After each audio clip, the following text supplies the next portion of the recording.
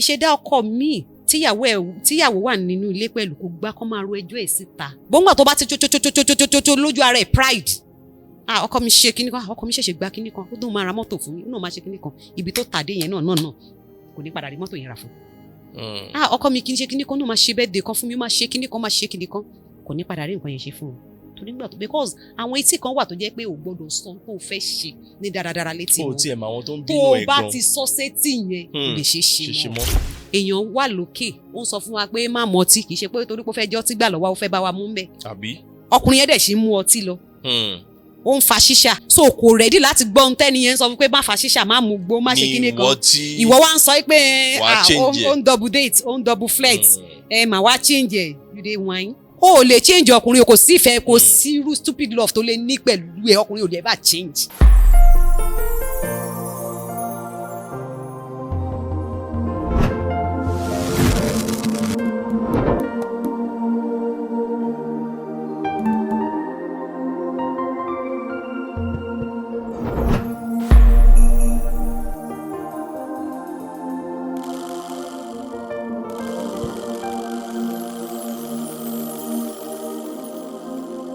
If you are coming to this channel, meeting me for the first time, my name still remains the same, Stephen Adekunle. And please do well to click on that subscribe button down there to get notification whenever we drop in our video. And I will hold you once again, please take your time to watch this amazing section with my guest in the studio today. Watch this program from the beginning to the end. Before you conclude with your comment, Mama Wata Agbewa Sori Tiloni, Oduniwo. As you all know, we discuss much about mystery of life. Ẹ káàbọ̀ sórí ètò mà. Ẹ káàsán àtọ́kùn. Fún àwọn tó ń bá yín pàdé ní ìgbà àkọ́kọ́, máa fẹ́ kí ẹ dárúkọ yín àti iṣẹ́ tí ẹ yàn láàyò tí ẹ̀yin ń ṣe. Orúkọ mi ni Abilékọ Táíwò Phebe Ọlásùnbọ̀. Táíwò ni mí. Phebian ni Phebe. Aya Ọlásùnbọ̀. I mean, my name is Mrs. Táíwò Phebe Ọlásùnbọ̀. Yes. Púpọ̀ èèyàn mọ̀ mí sí Phebe Alaga torí pé mo anchor traditional wedding, Alaga ìdúró, Alaga ìjókòó. Púpọ̀ èèyàn tí mọ̀ mí sí pé iṣẹ́ mi ni. Iṣẹ́ yín ni iṣẹ́ alága, alága ìdúró, alága ìjókòó. Yes, a professional alága ìdúró, alága ìjókòó. Mo ti fẹ́ béèrè ní last time tí wọ́n yẹn, ìjẹ́ kí ni ìyàtọ̀ tó wà láàrin alága ìdúró àti alága ìjókòó? Alága ìdúró ó ní spokesperson for the groom family because òun ló máa dúró ló máa stand òun ló máa gbẹnu sọ fún àwọn ẹbí ọkọ. Òun ló fẹ́ gba àwọn ẹbí ìyàwó lálejò. Òun ní spokesperson òun ló máa gbẹnu sọ fún ẹbí ọkọ ohun tó fẹ́ sọ fún ẹbí ìyàwó. Okay. Alága ìjókòó ó ní spokesperson for the bride family òun ló máa gbẹnu sọ fún àwọn ẹbí ìyàwó. Tálága ìjókòó bá ti ń sọ̀rọ̀ fún ẹbí ìyàwó, alága ìdúró máa sọ̀rọ̀ fún ẹbí ọkọ. Okay. Wow. Ṣùgbọ́n dàbí ẹni pé alága ìdúró níṣẹ́ wọn máa ń pọ̀ jù ní during the. No, alága ìjókòó níṣẹ́ máa ń ṣe ti alága ìdúró lọ. Okay. Reason ni pé ó ní segment tó jẹ́ pé pàtàkì tó jẹ́ pé òun ni alága ìdúró kan máa ṣe. Okay. Òun ló máa usher in the bride family. Mo mí pé òun ló máa kó ẹbí ọkọ wọlé. Okay. Òun ló máa mú ọkọ ìyàwó wá. Then nígbà tó bá kó ẹbí ọkọ wọlé yẹn, òun náà ló máa lead groom family láti kí wọn. Okay. Yeah. Òun ló máa lead groom family láti kí ẹbí ìyàwó. Lẹ́yìn tó bá ṣe yẹn tán, òun náà ló máa mú ọkọ ìyàwó wá. Then tó bá ti di pé wọ́n mú ọkọ ìyàwó wá, alága ìjókòó á gbà lọ́wọ́ ẹ̀ láti lọ kí ẹbí ìyàwó. Alága ìjókòó á gba ọkọ ìyàwó lọ́wọ́ alága ìdúró láti lọ kí ẹbí ìyàwó. Tó bá ti kí ẹbí ìyàwó tán, alága ìdúró máa gbà lọ́wọ́ alága ìjókòó láti lọ kí ẹbí ọkọ. Láti lọ mú padà lọ sọ́dọ̀ àwọn ẹbí ẹ̀ láti lọ appreciate àwọn ẹbí ẹ̀ pé ẹ ṣé o, ẹ kú ìtọ́jú mi o, pẹ̀tún rọ́jò ayọ̀ mi ẹ tún tẹ̀lé mi wá. A ṣe ń tó yẹ kó ṣe ń bẹ̀ náà lọ́dọ̀ àwọn ẹbí ẹ̀, lọ́dọ̀ àwọn ẹbí ọkọ níbẹ̀. So tó má dẹ̀ ń ti ṣe yẹn náà tán bá tún jẹ́ pọ́n tún ti mú ìyàwó náà dé, alága ìjókòó òun ló ní ìyàwó ló máa lọ mú ìyàwó wá. Tó bá ti mú ìyàwó dé tí àwọn bá ti ṣe àwọn paparazzi àwọn kan tá máa ń ṣe tán. Ẹ má tó àṣírí tán. Ìjẹ́ ènìyàn ó lè wu èèyàn láti fẹ́ kọ́ iṣẹ́ alága ohun tó pọ̀ ló ó wà bẹ́ẹ̀ ohun tá à ń ṣe dáadáa ni àwọn èèyàn ń kọ́ irú èmi ń sìn mo kọ́ mo mọ̀ Ọlọ́run ló dẹ̀ tún fún mi lẹ́bùn sí not just wípé mo kàn kọ́ àwọn tó dẹ̀ máa ń pè yín gan mọ̀ àwọn tó dẹ̀ pè mí wọ́n mọ̀ pé yes this sister ó mọ̀ iṣẹ́ tó kọ́ tó dẹ̀ mọ̀ ni then ẹ̀bùn náà tún pẹ̀lú because nítorí I have the voice ní ti jó I can dance. Orin dẹ̀ ṣe pàtàkì ní bẹ́ẹ̀ni iṣẹ́ mọ alága mi ohun tí mo ṣe sọ pé Ọlọ́run fẹ́ bùn sí pẹ̀lú mi ni pé alága mi àmà akọrin báyìí ìlú máa sá lọ wájú orin máa ṣe máa lé mú lẹ́yìn ṣé you understand even àwọn onílù wa bó ṣe wà yẹn àwọn onílù tó ń bá alága tó good tó yẹ pé tó bá jókòó sórí ìlú báyìí wọ́n máa gbé lọ ní steady àwọn gan fẹ́ ń kúrò lẹ́yìn orí alága bẹ́ẹ̀ bọ̀ tó ṣiṣẹ́ fún ẹ lẹ́ni tó gbẹ́mí ẹ̀gbọ́n náà tó pé bó ṣe ń kọ́ náà ló ń sọ́nù ló ń lé ẹmú kiri bó ṣe ló ń jẹ ẹgbà pé ó yẹ tó máa bọ̀ ó yẹ tó wọlé síbì ẹ mọ̀ ó máa ń dun àwọn onílù bígbà téèyàn stress wọn bọ̀ tó bá rẹ́ni tó jẹ́ pé bó ṣe ń kọ́ ó ṣàkàn flow ó kọ́ ra ń lọ ra àwọn gan máa ń like ẹ̀ sọ máa fẹ́ àwọn onílù gan máa fẹ́ ṣiṣẹ́ fún ìlú alága bẹ́ẹ̀. Wow. Ìjẹ́ ṣé ẹ ní àǹfààní láti lè kọ́ àwọn tó bá wù láti fẹ́ kọ́ ẹ̀kọ́ yìí? Iṣẹ́ mi ni. Wow. Mo ń kọ́ àwọn èèyàn dáadáa. Even ẹni tó bá lọ wo page mi Phebe Alaga on TikTok. Ẹni tó bá lọ wo TikTok mi dáadáa. Wọ́n á rá àwọn tí mo ti kọ́. Wọ́n á dẹ̀ rá àwọn bó ṣe ń testify. Wọ́n máa rí báwọn míì ṣe ń comment pé lára àwọn students mi lára àwọn tó ń sọ pé thank God pé àwọn ò ṣì ọ̀dọ̀ ọ̀gá lọ. Wípé ní ti kíkọ́ Ọlọ́run fún mi ní grace yẹn láti kọ́ èèyàn kí èèyàn mọ̀ because kò ń ṣe gbogbo èèyàn ní gbogbo field not only iṣẹ́ alága yìí ṣe pẹ̀lú mi lè jẹ́ tailor tó yẹ pé tó bá rán aṣọ bẹ́ẹ̀ máa ń sọ pé wow but tẹ́ bá ní kó kọ́ èèyàn wọ́n lè má ṣe bẹ́ẹ̀ good láti kọ́ èèyàn Ọlọ́run fún mi lórí ọ̀fẹ́ yìí máa kọ́ ẹ̀ wàá mọ̀ because everything tó wà lára mi ni wà tá bí mo ṣe ń jó àtìlẹ́yìn ni màá ti máa kọ́ yín pé èèyàn máa ń jó èèyàn máa ń túraká èèyàn máa ń fayọ̀ ṣiṣẹ́ ni wàá máa ṣiṣẹ́ fún groom family wàá máa rẹ́rìn sí wọn wọ́n á máa wò pé àṣé family wa lẹ́ni ni ṣó ti mọ̀ mí níbì kan ni n tó wà lọ́pẹ́ wàá ti tọ́jú ẹ̀ sílé ni n tó ń ròyìn ẹ̀ tọ́jú ẹ̀ sílé ẹ̀ tó bá ti délé o lè padà mú because o gbọ́dọ̀ máa láyọ̀ láti ṣiṣẹ́ pẹ̀lú àwọn tó ń gbà ẹ̀ náà so tó bá ti ń ṣiṣẹ́ bóyá ìwọ ló ṣe dúró o fẹ́ kẹ́ bí ọkọ wọlé bó ṣe ti phase wọn tó fẹ́ kó wọn wọlé gan tó ti ń rẹ́rìn tó ti ń mọ̀ ojú tó fi ń wò wọn gan bó ṣe ń rẹ́rìn sí wọn bó ṣe ń relate pẹ̀lú wọn àwọn gan máa èmi nínú wọn gan máa sọ àǹtí mọ̀ nǹkan tí mo kàn fi like service yìí pé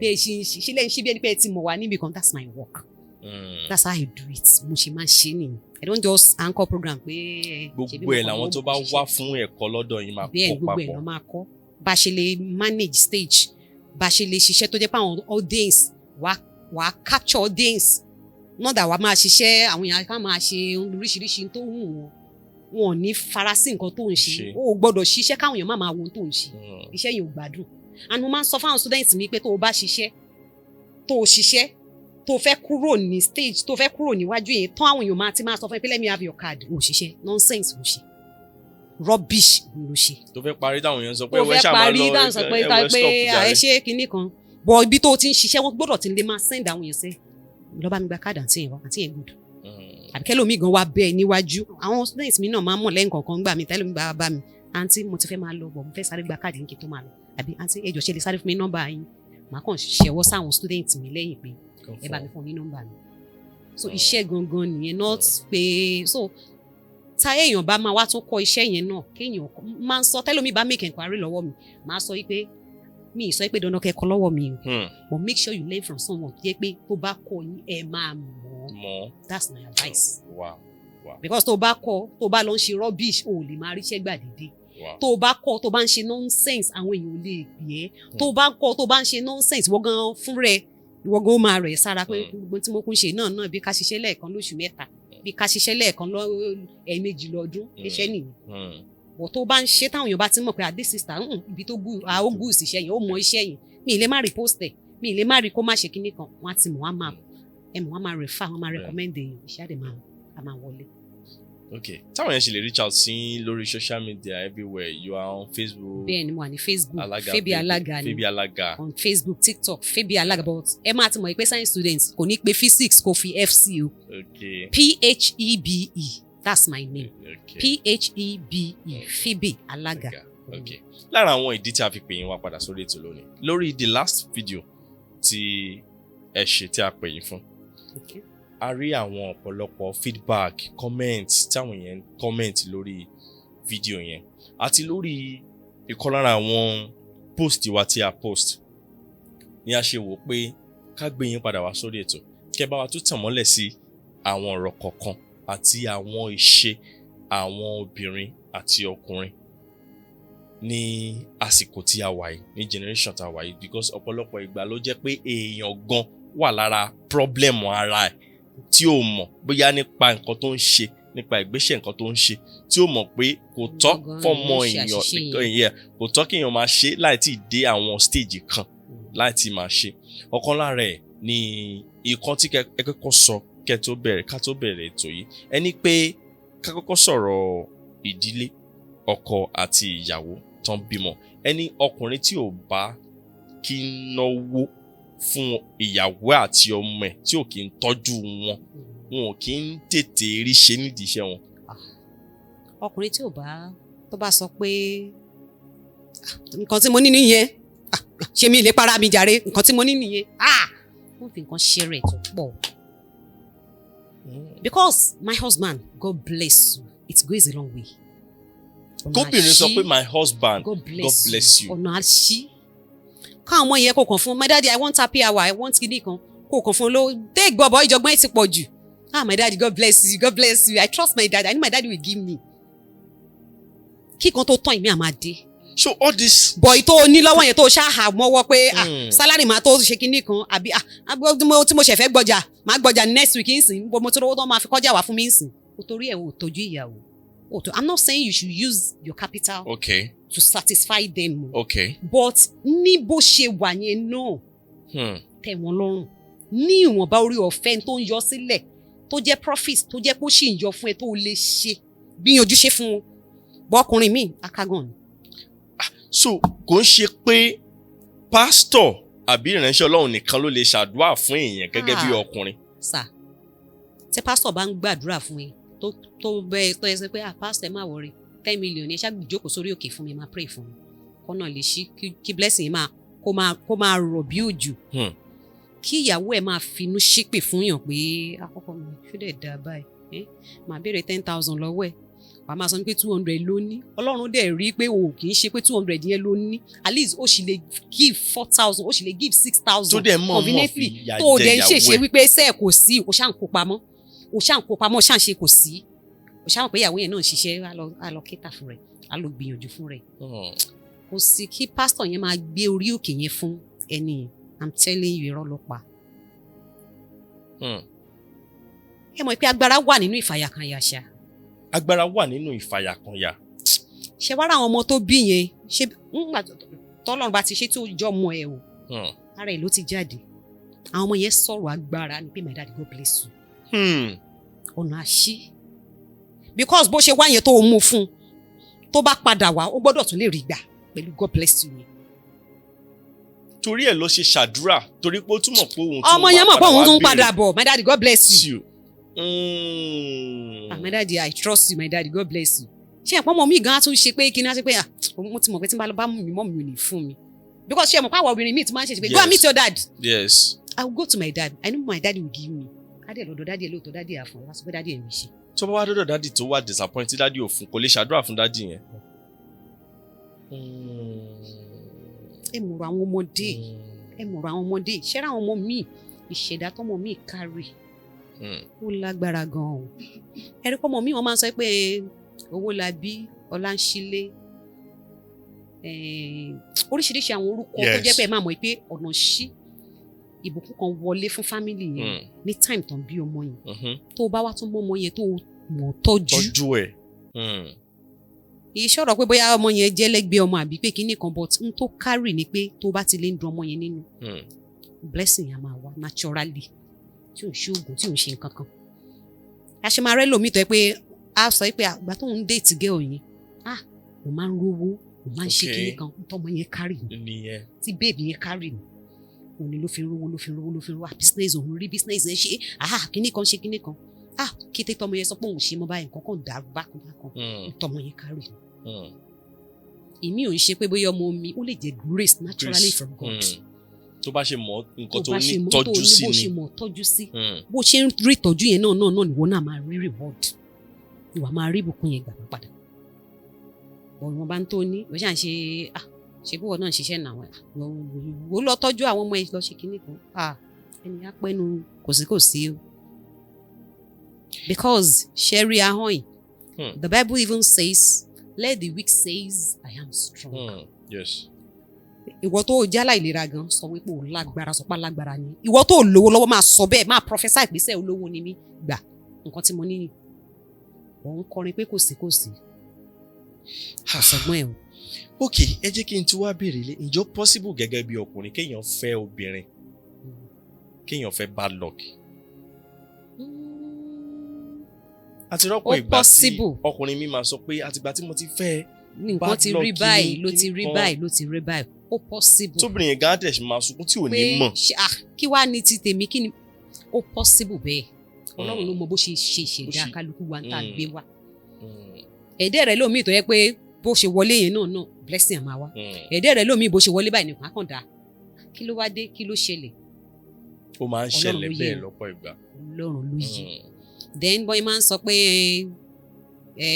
àwọn kan cancer àwọn kan iris àbí nǹkan àwọn kan ọmọ omi àwọn kan yẹ̀pẹ̀ àwọn kan wọ́n máa ń sọ pé iná gbọ́dọ̀ fẹ́ kinní kan kinní kan gbọ́dọ̀ fẹ́ kinní kan that's their belief ní ìmọ̀ yẹn o but nígbà míì ó dà pé tán bá lọ ṣíra wọn fẹ́ bẹ́ẹ̀ yẹn wọ́n máa ń sọ bẹ́ẹ̀ mi mọ̀ bóyá òótọ́ ni tìyẹn because mi rí kà nínú Bible.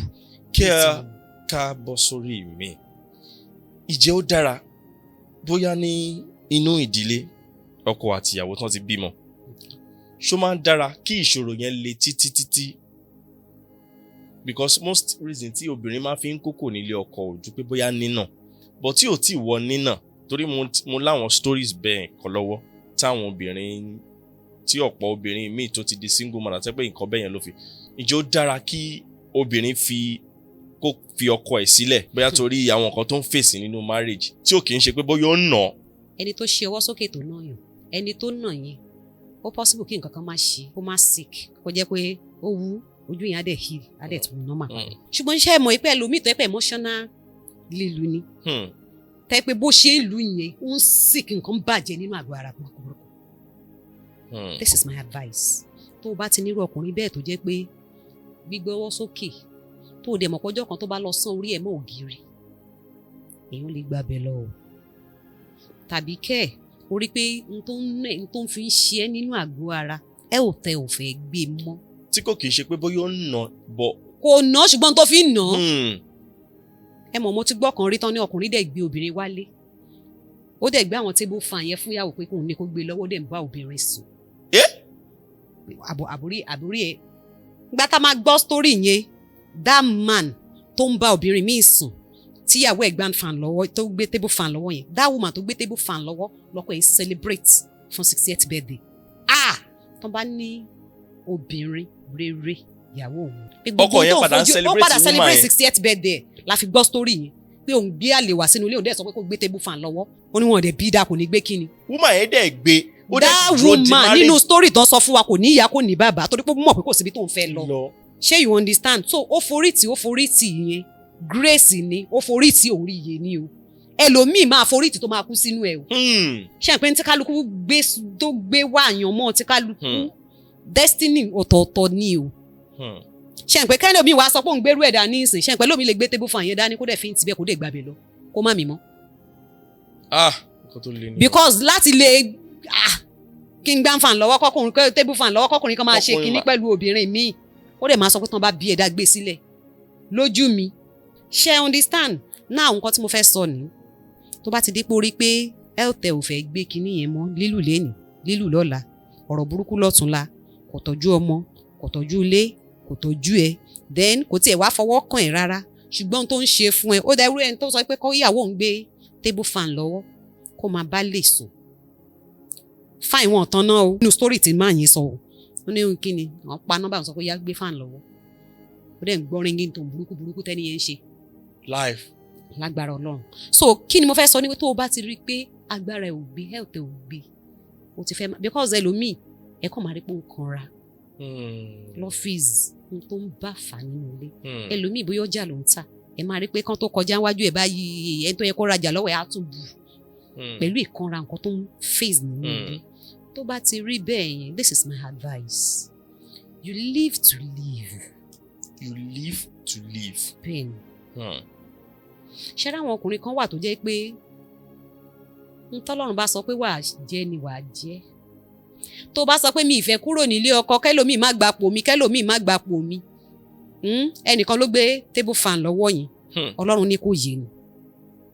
Tó bá jẹ́ pé ìṣẹ̀dá tí kò ní ìyè tó bá náà máa gbé lọ́wọ́ bẹ́ẹ̀ tó máa fi lọ. Á kú dànù. That man will live. Àwọn ọmọ ẹ̀yà dẹ̀ live. That our sister, Ọlọ́run bá wa ṣe kú ní ìsinmi fún wọn. Ministry mi gbọ́dọ̀ jẹ́ kó bàjẹ́, mi gbọ́dọ̀ jẹ́ kó bàjẹ́. Ìgbà tí sister kú, ẹjọ́ ṣáwọn ọmọ ògbélé ayé, ṣé that man gan ṣé wọ́n padà kú? Ṣé that man gan ṣé wọ́n padà máa ṣayé lẹ́yìn tóbìnrin yẹn kú? Because ńgbà tá a padà gbọ́ tọ́nà ní pé gbogbo wa láti mọ ẹni yẹn kí n má wulẹ̀ tún bẹ́ẹ̀ lórí kíní. Ńgbà tí wọ́n padà ń sọ pé wọ́n náà ní kán lọ pa máa yẹn bóyá nígbọ̀n gbàgbà tí mo fi gbọ́. Wọ́n ná àwọn bride family, that sister family náà padà plead pé kán má ṣe bẹ́ẹ̀ torí àwọn ọmọ. Pé tán bá padà pa, ta ló fẹ́ wà fáwọn ọmọ? Sister ìlú mọ́mí ìdí wọn ti kú. Ṣé you understand? You live to live.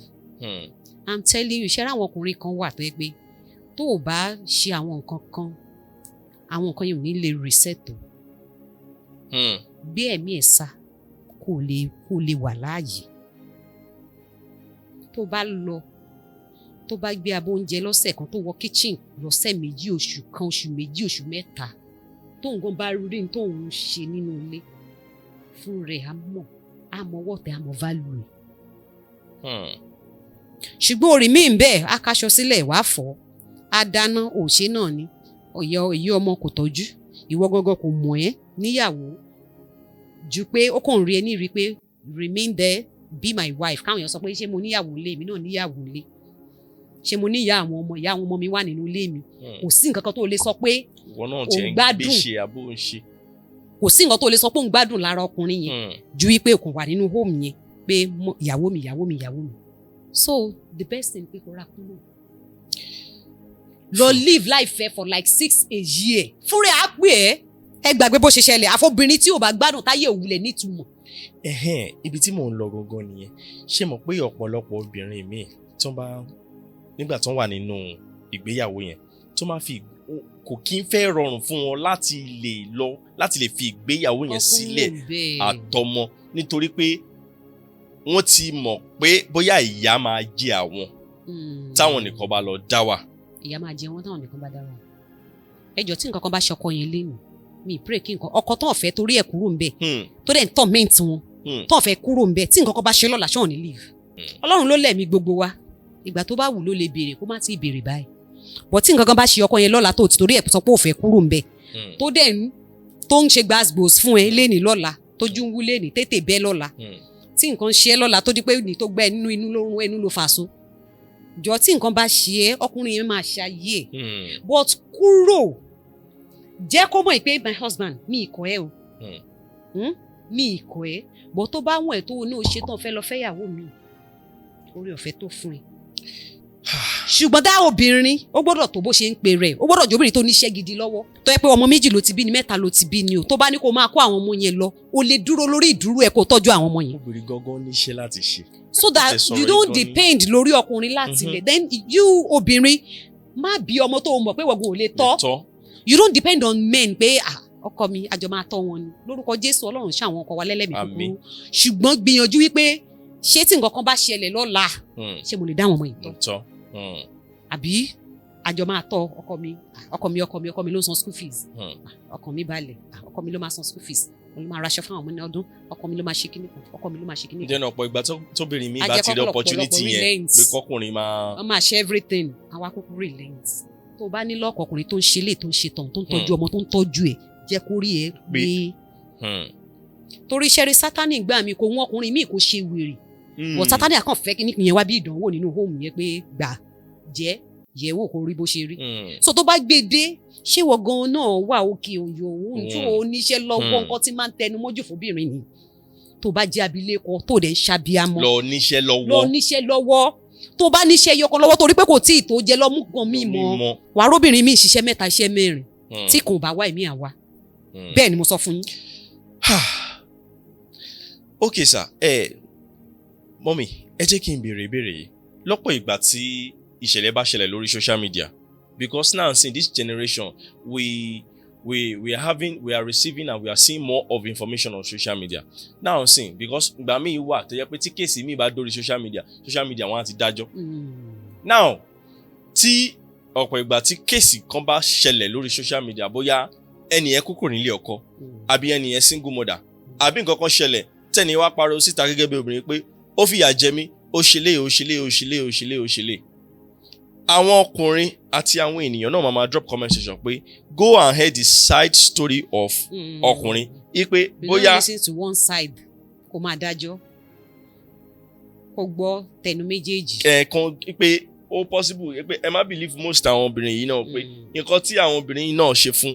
pé tiwọn náà wà níbẹ̀ pé no be say ọkùnrin ló burú ọkùnrin ṣálẹ̀ ṣù. because now ń sìn lórí social media ń sìn obìnrin kéèsì obìnrin ló pọ̀ jù because most nǹkan tóbìnrin mi máa ń ṣe fún ọkùnrin ò kì í sọ ọkùnrin ò kì í sọ̀rọ̀ jáde ọkùnrin continue life ẹ̀ ni tó bá ti jẹjú ẹ̀ńbélé àgbàgbé ẹ̀ ni á tún lọ sí ibi bòmí but obìnrin á sáré jáde síta pé ó fọ́gi mọ́ mi lórí o ó ṣe léyìí ó ṣe gbá ó ṣàwò tó dẹ̀ possible kó jẹ́ pé obìnrin yẹn náà ní nǹkan tí ò da tó ń ṣe.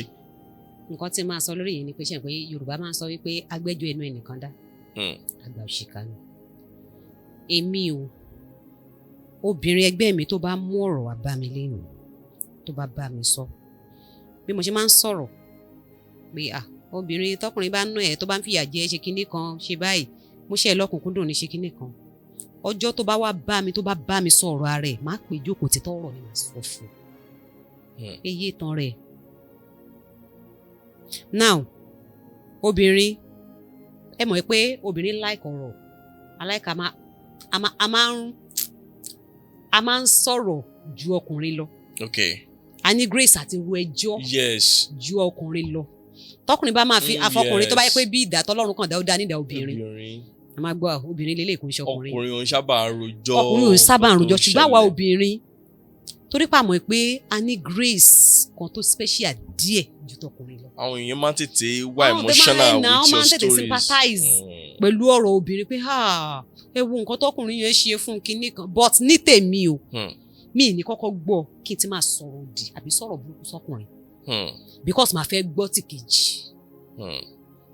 because tó bá gbọ́ tẹnu ẹnìkan tó gbọ́ tẹnu ẹnìkejì tó bá padà gbọ́ tẹnu ẹnìkejì tó wá rí pé ẹni tó kọ́ wá sọ̀rọ̀ fún ẹ gangan lẹni tí ò dá ń kọ́ tó o dẹ̀ ti fẹnu yaran tó o ti sọ ohun tí ò tọ́ sẹ́nìkejì tó ṣe jẹ́ pé lọ́pọ̀ ìgbà míì tó bá máa dájọ́ ṣáà máa sọ pé may God forgive me tó o bá ti gbọ́ tẹnu ẹnìkejì you don't just judge you listen to both sides gbọ́ dáadáa gbọ́ méjèèjì wá yẹ̀wò síra wọn kí wọn tó máa judge wọ́n kó wá rẹjọ́ kan lórí social media ọkọ mi gba etí mi ni o ti san etí mi o ẹ wo bójú mi ṣe wú o ẹ wo bó ṣe kíní àti ìgbọ́ ti tọkọ ẹ jẹ́ kọ́kọ́ náà sọ̀rọ̀ sókè bó torí pé àwọn ọkùnrin ò kì í sọ̀rọ̀ òun ló máa ń jẹ́ kí kíní ẹ̀dá ẹ̀ pé ó ń pọ̀ fún àwa obìnrin pé ẹjọ́ obìnrin ló máa ń pọ̀ jù lórí social media tí n bá wà níbi tí n bá fẹ́ àti mi bá fẹ́ sọ̀rọ̀ kẹ́ máa yin mi lẹ́ẹ̀kan náà kẹ́ máa ṣe ṣe Phebe kíní kan àdẹ̀mọ̀ yín sọ̀rọ̀ níyìn o mi ní sọ̀rọ̀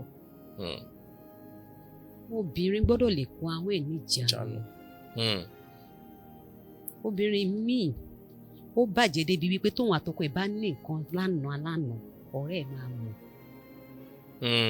obìnrin míì bàjẹ́ débi wípé bọ́kọ ẹ̀ ṣe ń ralẹ̀ lójú ẹsẹ̀ bó ṣe ń kọ́lé business tọkọ ẹ̀ ń rí ṣe àwọn contract kan tó ń wọlé ó ti sell ọkọ ẹ̀ ó ti tà tán kí ló ṣẹlẹ̀ ó dẹ̀ zip up díẹ̀ gbogbo ẹjọ́ nǹkan tó ń ṣẹlẹ̀ nínú family yìí because ṣe rẹ lómii ìṣẹ̀dá ọkọ míì tíyàwó wà nínú ilé pẹ̀lú kò gbá kó máa ro ẹjọ́ ẹ̀ síta gbọ́ngbà tó bá ti tó lójú ara ẹ̀ pride ọkọ mi ṣe kíní kan ọkọ mi ṣẹ̀ṣẹ̀ gba kíní kan ó dùn máa ra mọ́tò fún mi ó náà máa ṣe kíní kan ibi tó tàdé yẹn náà kò ní padà rí mọ́tò yẹn rà fún ọkọ mi kì í ṣe kíní kan náà máa ṣe birthday kan fún mi ó máa ṣe kíní kan kò ní padà rí nǹkan yẹn ṣe fún un nígbà tó because àwọn etí kan wà tó jẹ́ pé ò gbọ́dọ̀ sọ tó fẹ́ ṣe ní dáradára létí wọn tó o bá ti sọ sétí yẹn lè ṣe mọ́ àwọn etí kan wà tí wọn kì í gbọ́ ire tó o bá ti lè sọ gbàgbé bó ṣe ṣẹlẹ̀ àwọn ìṣẹ̀dá kan tún wà tó jẹ́ pé nǹkan bá fẹ́ ṣe ní dáradára you don't say it out tó o bá ti lè sọ báyìí gbàgbé ibi tó parí sí nìyí bó tó bá ti wá jẹ́ ní chochochochocho faster fosto tó kàn tí ẹ lè ran ẹnu èyí pa díẹ̀ náà tọ̀ ní tí nǹkan tó wà sensible bá fẹ́ jáde ń bẹ̀ nǹkan ṣe irú obìnrin bẹ́ẹ̀ o. best friend mi ni mo gbọ́dọ̀ sọ fún. mo gbọ́dọ̀ sọ fún un òun náà ń sọ tiẹ̀ fún mi kí ló sọ fún ẹ pé bó ṣe ń sọ fún kọ́ ló ń gùn gangan tí ń ta ẹ̀. Because best friend ẹ lómi tún ni. Best friend ẹ lómi tún ni. Èyí tó sọ fún ẹ ṣé ó believe tó tiẹ̀ jó tọ́ gan. Kí ló sọ fún yín pé n tó ń sọ tara ẹ̀ fún ẹyẹn tòótọ́ ni. Because ó ń sọ àwọn nǹkan kan kó máa fi wáìnì ẹ kí wọ́n máa fi da tẹnu ẹ sílẹ̀ ni. Nígbà tí o bá ti lè ṣẹnu ní gbọ́lágún tẹ́pọ̀ lè sọ tara ẹ síta máa sọ bó o dẹ̀ ṣe ń sọ fún ló lọ sọ fún àwọn ọ̀rẹ́ mi. O dẹ̀ ní mọ̀ pé everything about your life your home is exposed. Mọ́mì kí n padà sórí ti ọ̀rọ̀ ẹni tí ẹ sọ tẹ́ ní pé ọkọ ẹ̀ ń gbé obìnrin míì wálé wọ́n dẹ̀ ní kíyàwó gbé fan dání. Obìnrin tí ọkọ gbé wálé obìnrin lòun náà o. Lágbára Ọlọ́run. Ṣé kò wá rò pé. Pé kínní this is not fair. It's not good. Pé báwo ló ń jẹ ẹ mọ̀ nígbà míì tọkùnrin bá ń ṣe nǹkan lọ́pọ̀ ìgbà òun kọ́ ló ń ṣe lọ́pọ̀ ìgbà èṣù ló ń tì wọ́n. Èmi sọ̀rọ̀ nípa obìnrin yẹn. Bí kò ṣe rí wait mo ń bọ̀ ń bẹ̀. Okay. ṣe rí nígbà míì èṣù tó ń tì wọ́n yẹn ó kàn fẹ́ kán ṣìṣe ni. ṣó ti yẹn ìwọ ni wàá wá lo wisdom. Ìwọ ló wà nínú home yẹn wo ló wọ bàtà tẹ bá sọ fún mi sìn pé bàtà tí mo wọ ọ́ Phebe ó ń ta mí lẹ́sẹ̀ o bóyá ó ti ń bó bóyá ó kàn ṣe ń ta yín ni bóyá ó ṣe bẹ̀rẹ̀ sí ta yín ni mi mọ̀ ẹ̀yin gangan lè ń filẹ̀ now ẹni tó wà nínú home yẹn òun ló máa mọ the best option ṣé kí n ṣe remain nínú home yìí ni àbí kí n tètè bẹ́sẹ̀ mi sọ̀rọ̀ kọkùnrin kó lè mọ tó ń ṣe láì dáa ìwọ ni wàá mọ̀ o because n tí mo sọ lẹ́ẹ̀kan yẹn pé ọkùnrin tó bá ti ń ṣe kinní kan live to live ìwọ ni wàá mọ best option tó lè work fún ẹ níbẹ̀ yẹn now ṣé wàá rí ọkùnrin tí mo ní ó kàn mọ̀ ń ṣe kinní yẹn mo sọ fún yín pé that sister tí ọkùnrin tó gbé fan lọ́wọ́ kò ní ìyá kò ní bàbá ó ti mọ̀ bẹ́ẹ̀ pé kò lè nìkan ó ti mọ̀ bẹ́ẹ̀ pé kò lè nìkan pé tó bá lọ ìyá ni ó lọ ń jẹ. ṣé ẹ mọ̀ pé lọ́pọ̀ ìgbà side chick mọ gbogbo ilé ayé ìyàwó inú ilé tí ó dẹ̀ jẹ́ pé ìyàwó ò mọ̀ dùn. ṣáàtì gan mọ̀ ju ìyàwó gan lọ. kí ló fẹ́ ṣẹlẹ̀ ṣebí mi mo sọ pé kó máa bọ̀ nulé even kírú obìnrin yẹn tó gbà kírú obìnrin yẹn tó gbà ẹ pé àlè máa bí wọn event ni. bẹ́ẹ̀ni yes nothing testify pé my wife is a wonderful woman she is kini kan she is this she is that now kí ó tó gbé lọ nínú ilé ṣe mọ̀ pé irú ọkùnrin yẹn ti lè máa promise àlè yẹn tó gbé lọ bá sùn nínú ilé pé màá fẹ́ ẹnu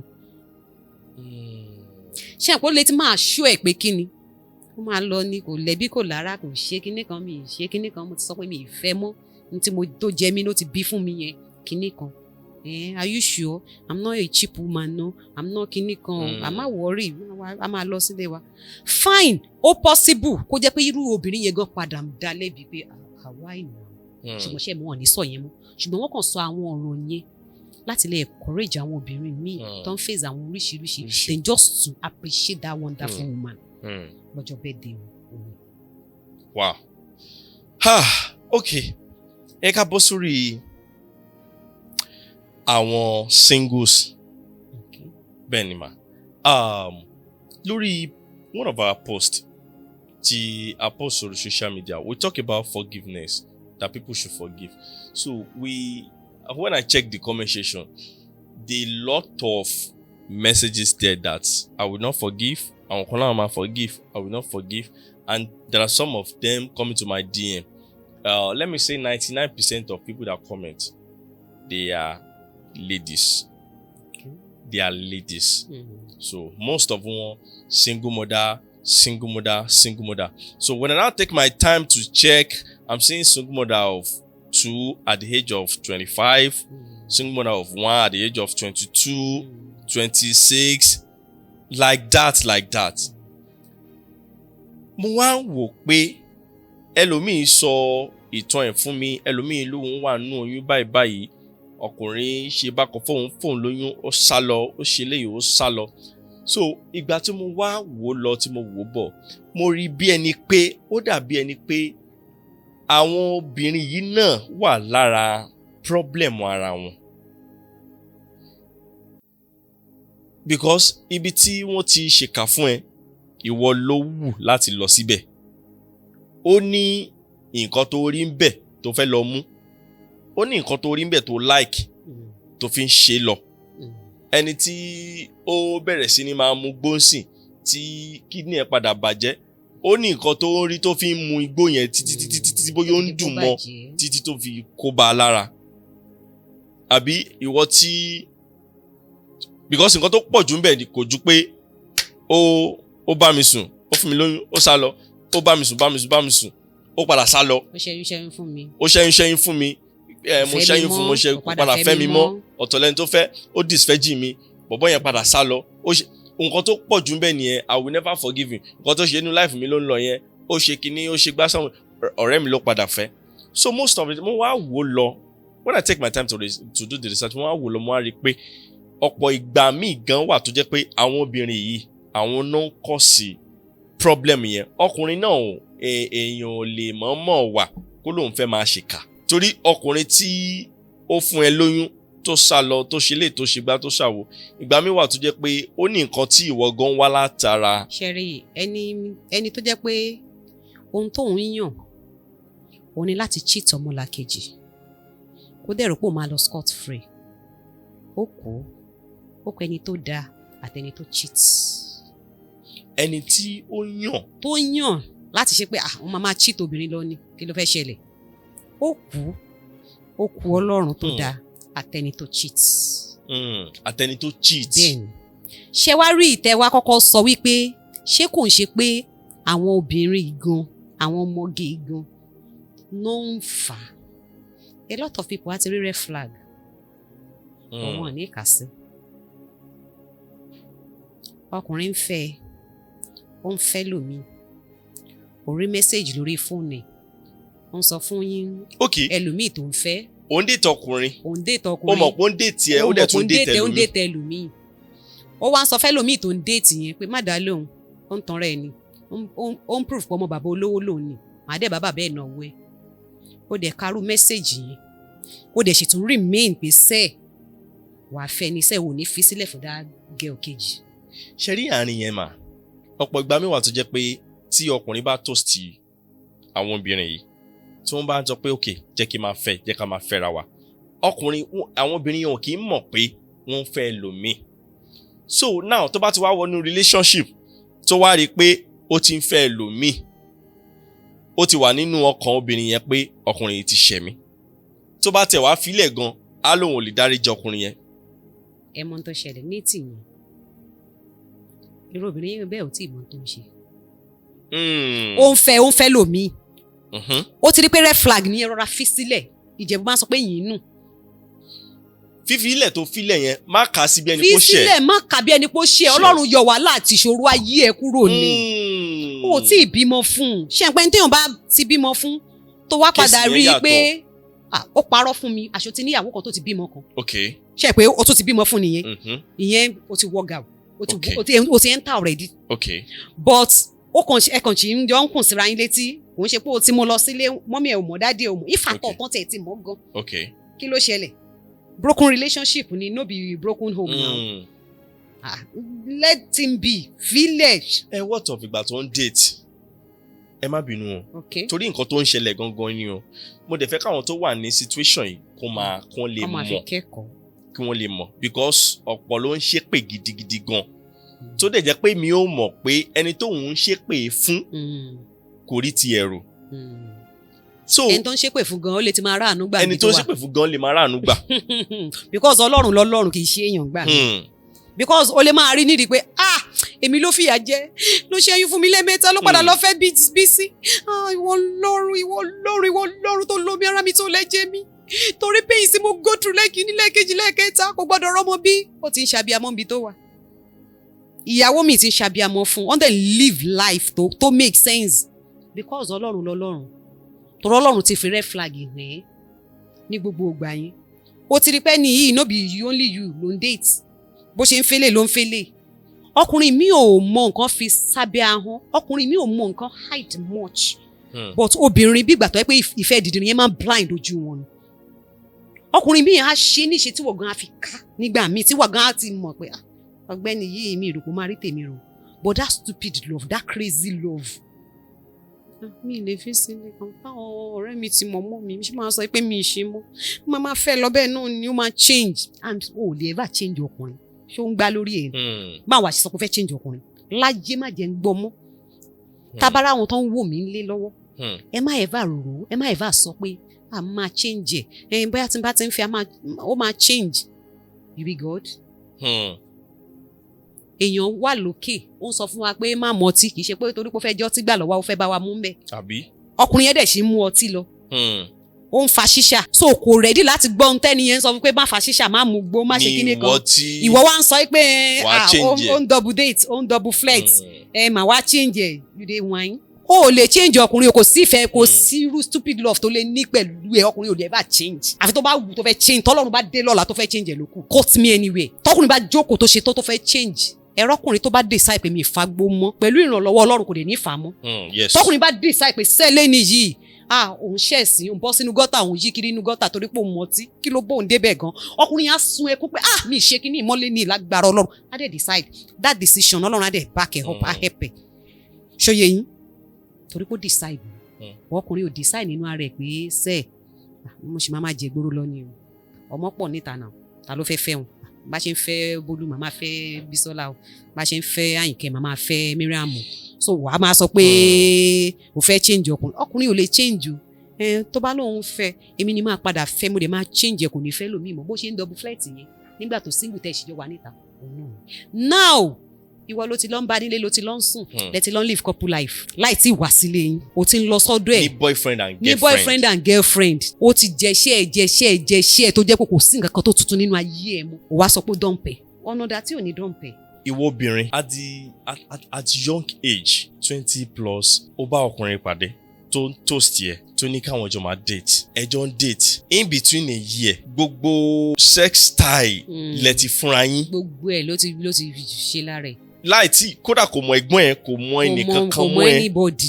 bóyá gbà tó lọ school ni o àbí gbà tó. even kò mọ anybody gan ẹ gbàgbé kókò tí ẹ tí ìyọjú sílẹ̀ kò tí ì mọ anybody tó bá mọ anybody ṣó ti fẹ́ ẹ náà ni ọ̀pọ̀lọpọ̀ a máa sọ pé kí ni ṣé I no go taste wetin I wan buy I can't just buy now. tó bá ti lè mú tó taste ẹ̀ tó jẹ́ kínní ó máa sọ pé jẹ́ kí n tó jẹ́ míì sí bó ṣe máa jẹ́ lọ nìyẹn tó bá dẹ̀ ti jẹ́ tó bá ti rí pé òun ti jẹ nǹkan tó ń fẹ́ jẹ ẹ gbàgbé bóyá ìṣẹ̀lẹ̀ o kò lè fẹ́ o. nítorí lára àwọn tí wọ́n sọ̀rọ̀ yìí bí mo ṣe wà emotional pẹ̀lú story yẹn at the same time mo ní láti ru nínú ọkàn mi láti sọ fún arábìnrin yẹn pé ìwọ ló fà á nítorí ọkùnrin tí ẹ pàdé ara yín at the age of 23 years in between years tẹ́ fi pàdé ara yín ẹ ti jọ ń lọ club o ti ń sunlé ẹ̀ mọ́jú ẹ ti ń gbégbé couples life o ti ṣẹ́yún fún àwọn ọkùnrin gan mọ ohun tán fẹ́ ọkùnrin tí o ṣẹ́yún mẹ́ta fún ṣó máa wù lọ́kàn láti lè fẹ́ ẹ sílé lọ́tọ̀ tó bá rọ́mọ bímọ kọ́. òun gan máa rí rò pé n tó mú tó fi ṣẹ́yún mẹ́ta fún mi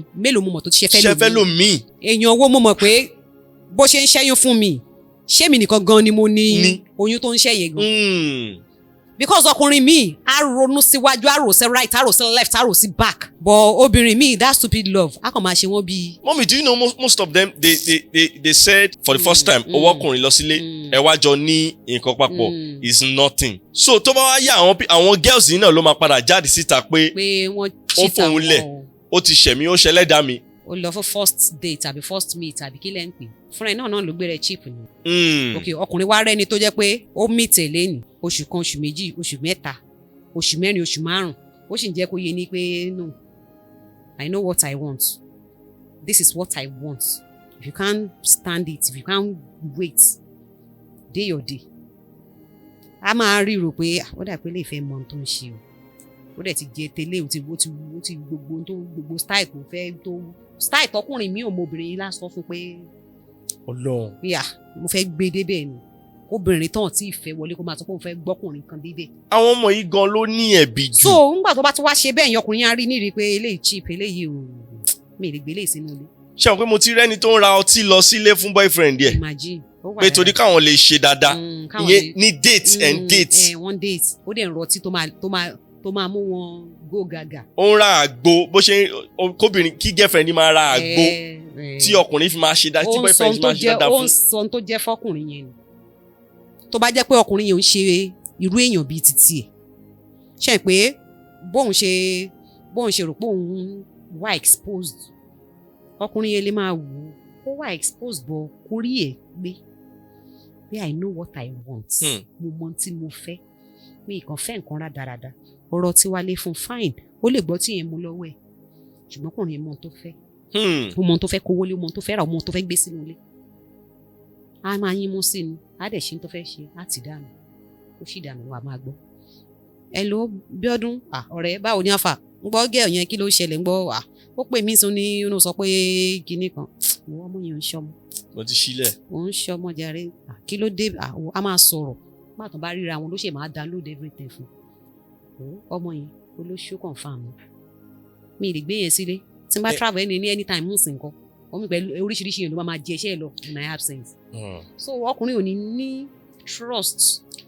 Actually àwọn ọkùnrin míì wà tó jẹ́ pé wọ́n ya ìka bẹ́ẹ̀ni tí mi ya ìka ṣe pé mo sọ bẹ́ẹ̀ lẹ́ẹ̀kan ọkùnrin míì wà tó jẹ́ pé ṣàkàn yàn pé kó máa cheat oríṣiríṣi obìnrin kó máa yàn wọ́n jẹ kó máa ṣe tí ò dáa fún wọn kí ló fẹ́ ṣẹlẹ̀ ibi iṣẹ́ mo fọ́ọ̀zẹ̀ ẹ̀ tí ibi tọkùnrin máa sọ pé ṣé mi ìṣá rẹ́pẹ̀ mi rẹ́pẹ̀ ṣe bẹ́ẹ̀ ló ṣe bọ̀ wá bá mi ní nǹkan tọ́pọ̀lọpọ̀ ọkùnrin máa sọ nìyẹn pé do I rape you ṣe mi ìfọ́ọ̀zẹ̀ náà kí ló ṣẹlẹ̀ ó gbà fún mi ní àjọ gbà fúnra wa ládẹjọ gbádùn ara wa ni. àwọn ọkùnrin kan wà bẹ́ẹ̀ tó pé wọ́n máa sọ bóyá gbóyún àbí kíní kan àbí mo ti ṣẹ́yún fún wa sọ pé òun ò ṣe kíní kan mọ́ ọ̀rọ̀ wa dọ̀rọ̀ pé kán jọ sọ. ẹbí léèrè ṣé mo rẹ́pẹ̀ yìí. ta ló lẹ̀bi inú àwọn méjèèjì. wọ́n jọ lẹ̀bi ni. wọ́n jọ lẹ̀bi ni bẹ́ẹ̀ ni mo sọ fún yín. so ẹnìkan gbọ́dọ̀ níra wọn sínú pé wọ́n jọ lẹ́nìkan kò lè nẹ́nìkan kan sínú because ṣó rẹ́pẹ̀ ni tó fi ṣẹ́yún kíní tó fi ṣẹ́yún kejì tó fi ṣẹ́yún kẹta tí fámílì ẹ̀ ò dẹ̀ mọ́.